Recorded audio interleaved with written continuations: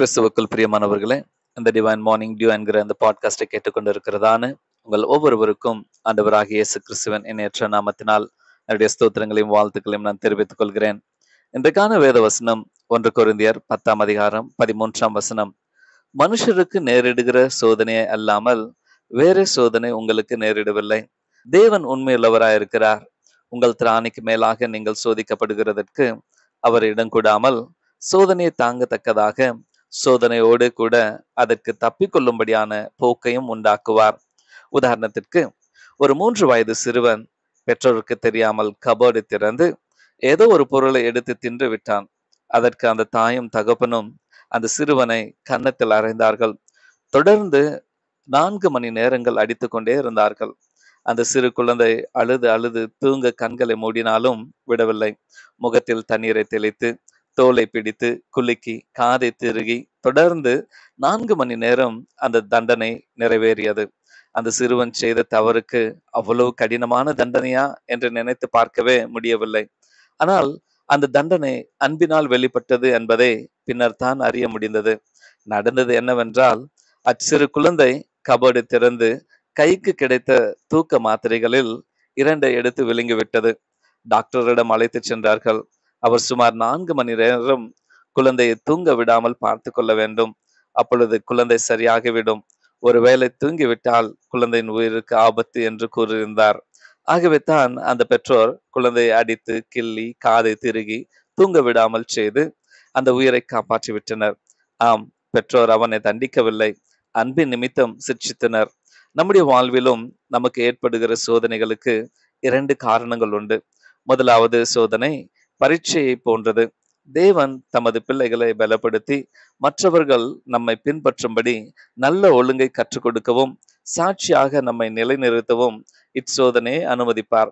Abraham ஈசாக்கை பலியிட சோதிக்கப்படுதல், யோபின் சோதனை போன்றவை இம்முதலாம் வகை சோதனைகள்.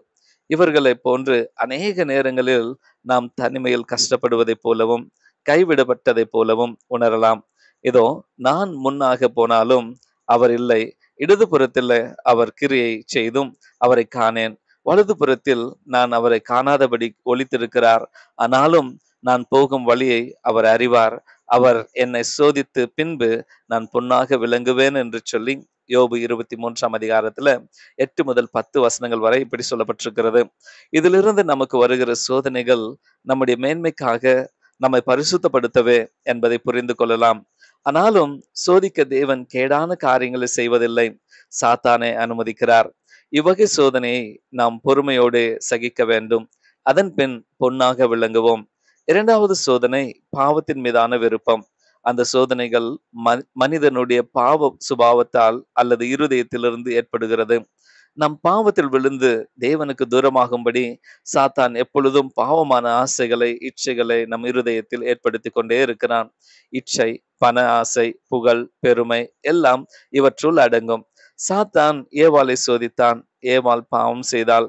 இயேசுவை சோதித்தான், இயேசு சோதனையை ஜெயித்தார். ஆகவே இந்த 2வது வகை சோதனையானது தேவனிடத்திலிருந்து வருவதில்லை, அது சாத்தானிடமிருந்து. நாம் பாவம் மாம்சத்திலிருந்து வருகிறது.